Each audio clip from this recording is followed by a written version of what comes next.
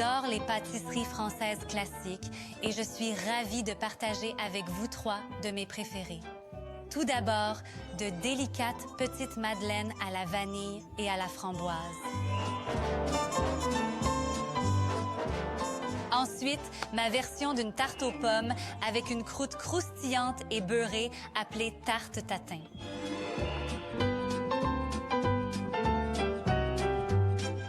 Et enfin, celui qui va épater vos amis et votre famille, le croque-en-bouche. Ce sont des pâtisseries citron avec une touche caramel. Passons au fourneau.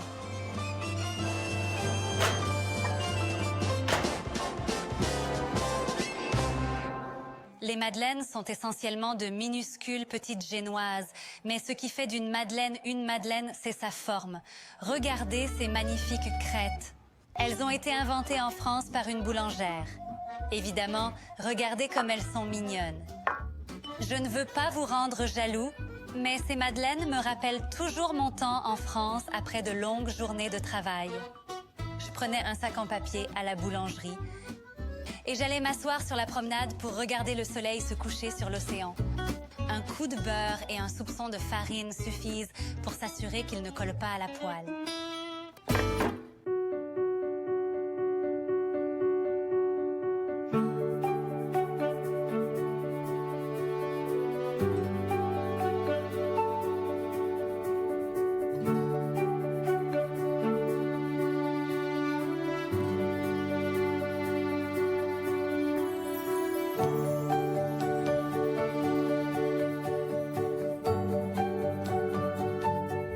Pour la farine, j'en ai ajouté un petit peu à la fois, ce qui permet à la pâte de rester très lisse.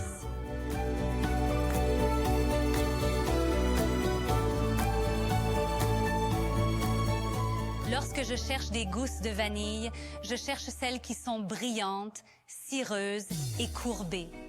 C'est ainsi que l'on sait qu'elles sont dodues et pleines d'une saveur délicieuse.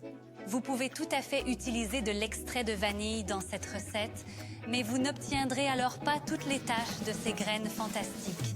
Regardez bien, c'est la magie de la madeleine.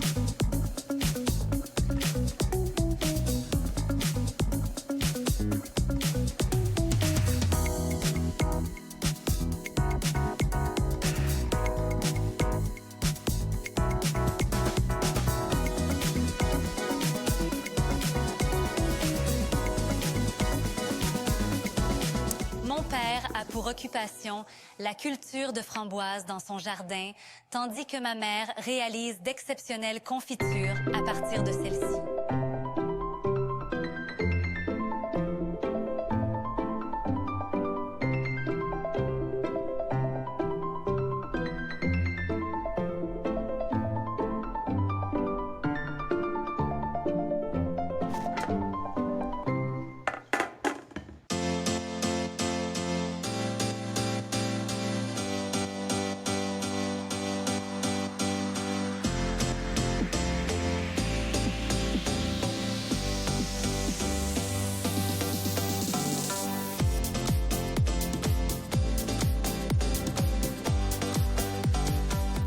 Je vous le dis, ce sont les choses les plus faciles au monde à faire.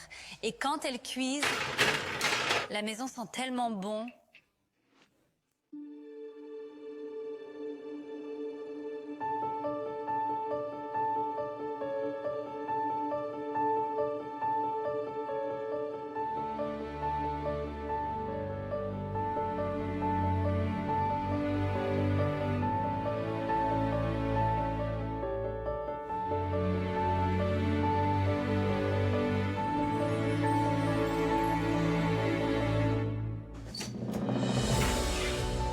Et voilà!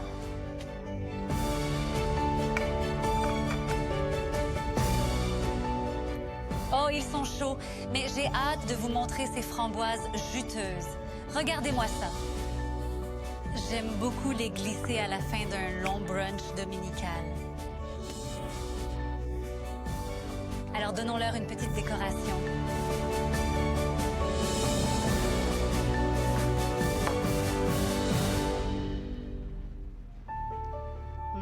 De jolies madeleines méritent vraiment une jolie assiette.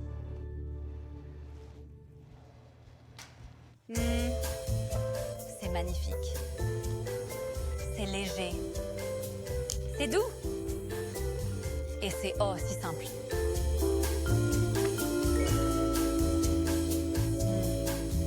La pâtisserie française est si décadente. Si vous pouvez faire ça, vous pouvez faire des tartines.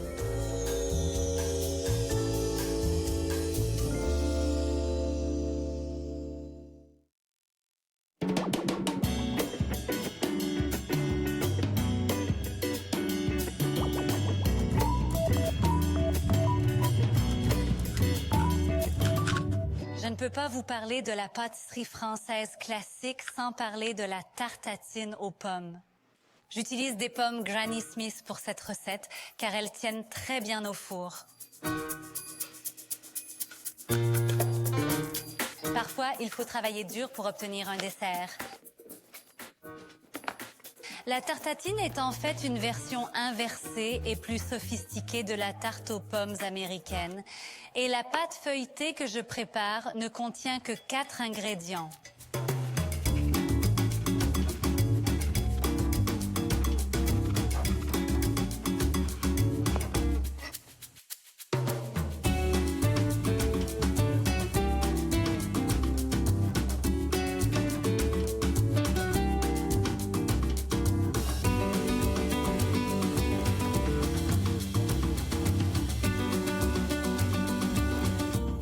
Je couvre toujours mes pommes pour m'assurer qu'elles ne brunissent pas. Très bien, préparons du pâté brisé. Le terme pâté brisé, traduit littéralement du français, signifie pâte cassée, mais pas de panique. En anglais, il s'agit d'une pâte brisée.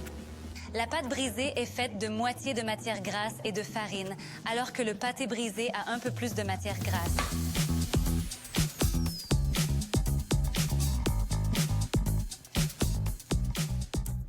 Il est très important d'utiliser du beurre très froid pour que la pâte soit vraiment feuilletée.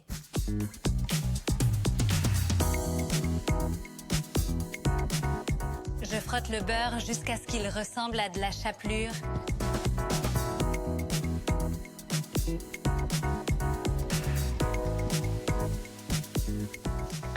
J'adore mettre les mains dans le cambouis.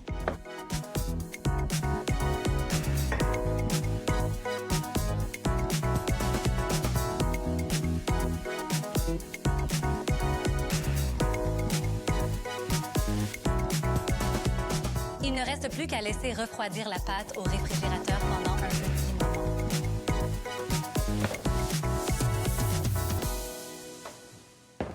Maintenant, j'ai besoin d'une garniture.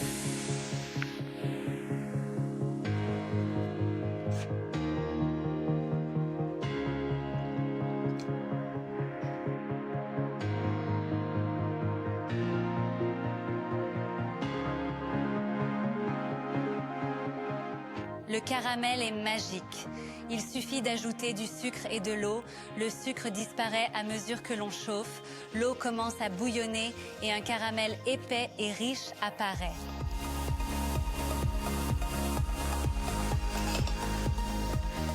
Il faut juste qu'il devienne un peu plus foncé. Comme pour mes madeleines. Les graines de vanille vont donner un petit je ne sais quoi. Et je veux les faire cuire assez longtemps pour qu'elles soient bien chaudes. Évidemment, comme il s'agit d'un dessert français, il faut qu'il y ait un joli motif.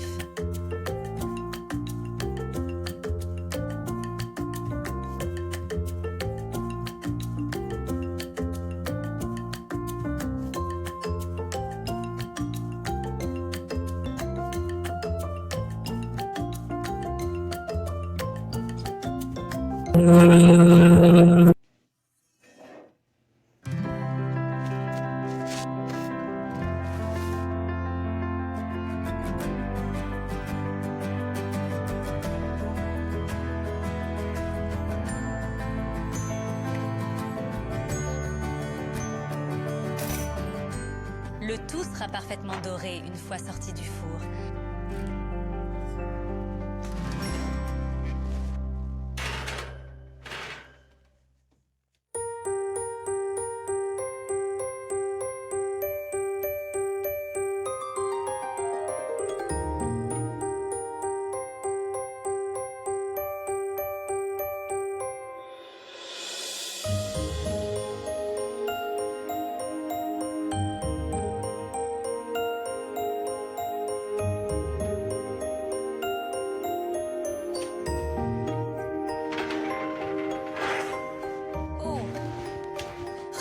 Regarde-moi ça.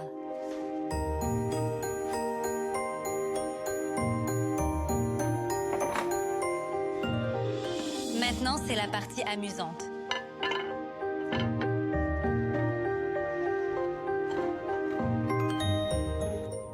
Un, deux, trois. Ouh, c'est fantastique.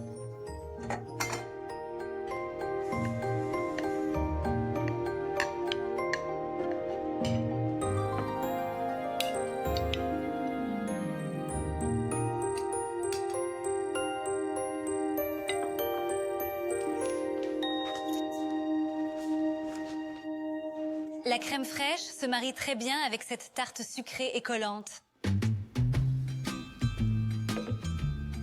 Il est temps de goûter.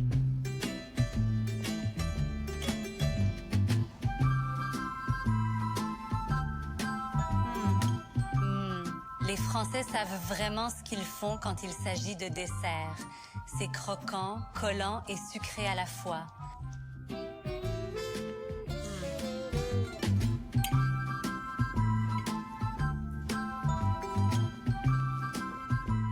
Ensuite, pour la pièce de résistance, c'est mon croque-en-bouche. Une tour de pâtisserie fourrée à la crème de citron acidulée avec un riche filet de caramel.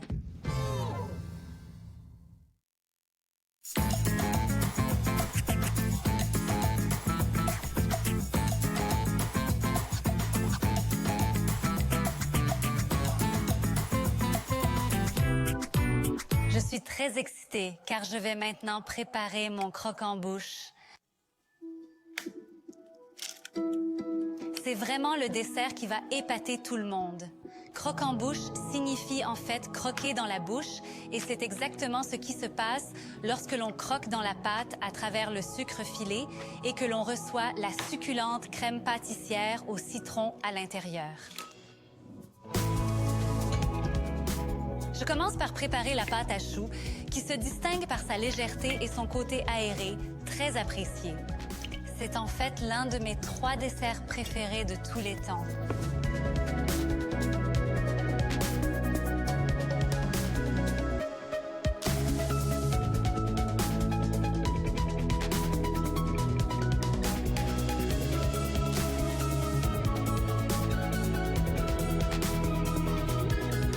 Ces choux à la crème ont un goût de paradis. Et ils sont faits avec des choses qui traînent dans ma cuisine. Un peu d'eau, un peu de lait, du sel, du sucre et du beurre. Je dois attendre que tout ce beurre fonde avant d'ajouter la farine.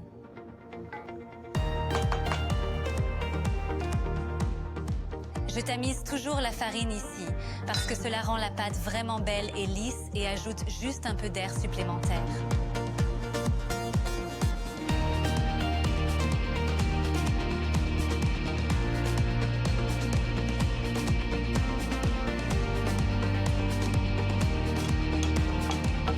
Je sais que la pâte est prête lorsqu'elle commence à se détacher des parois comme ceci.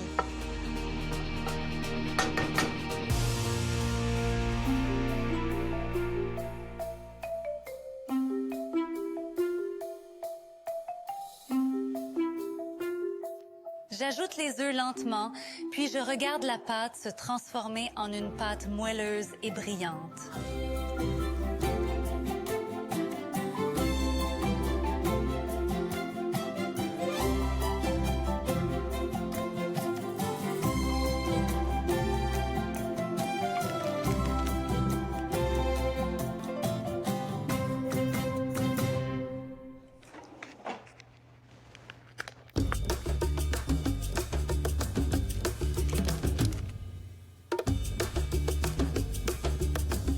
N'ont-ils pas l'air mignons?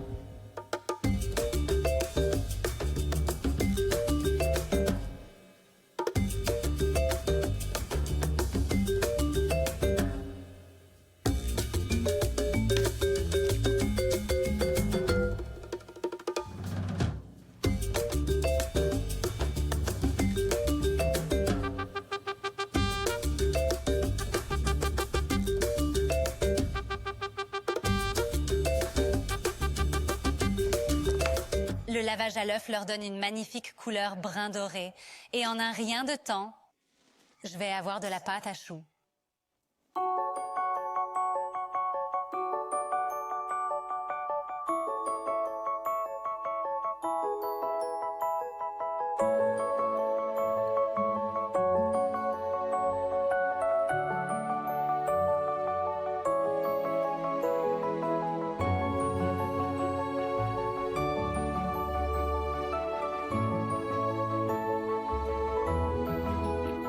Regardez comme ils ont gonflé.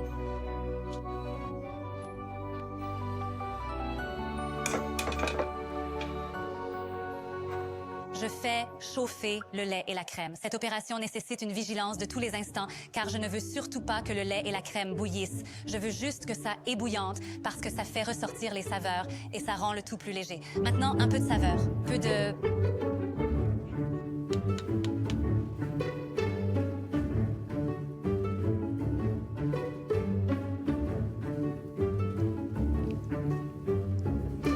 Pour la crème pâtissière, j'ai juste besoin des jaunes d'œufs. C'est ainsi qu'elle devient belle et crémeuse.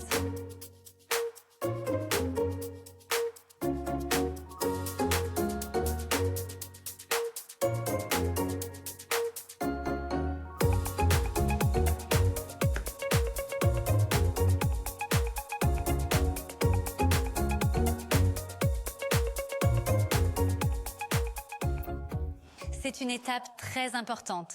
Je suis sur le point d'ajouter les produits laitiers chauds aux œufs et cela doit être fait très lentement, sinon vous allez vous retrouver avec des œufs brouillés.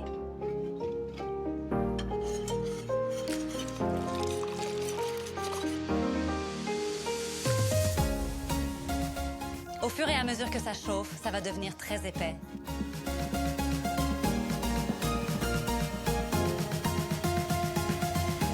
Un peu de beurre et nous y sommes presque.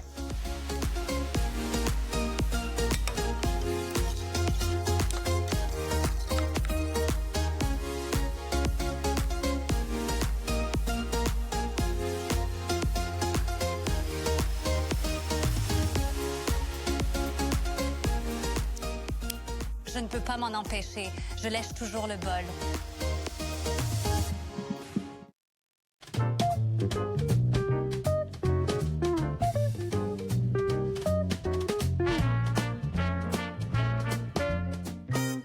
Qu'est-ce que tu fais là-haut?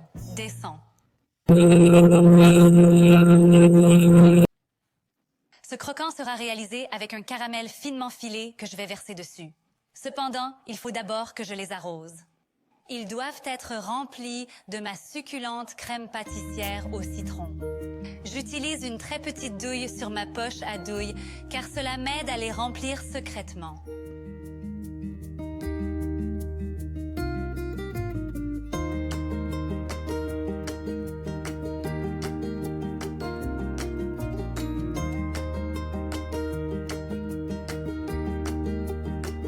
C'est là que la magie opère. Un peu de sucre, un peu d'eau, et bientôt j'aurai du caramel.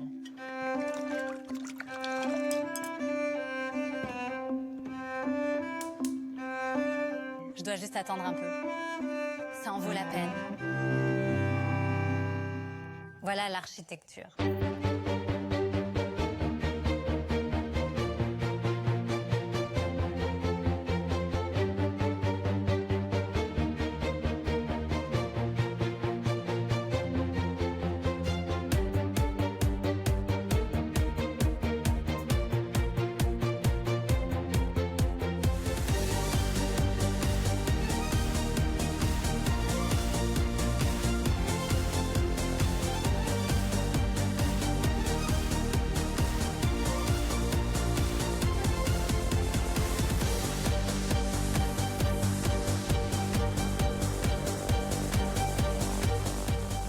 Tada, qu'est-ce que tu en penses?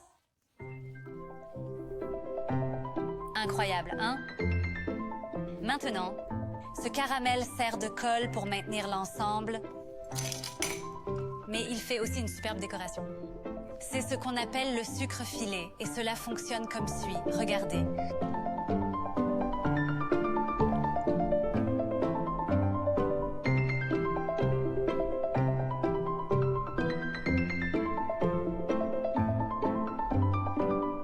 Certains diront que c'est beaucoup trop pour que je puisse le manger seul. Ha!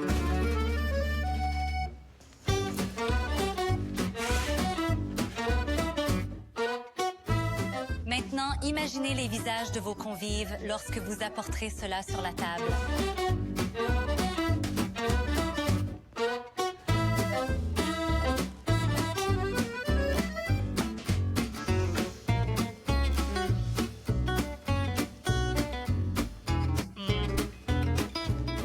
croque dans la bouche. Les Français sont les maîtres des desserts. Je vais rester ici un moment. Bon appétit!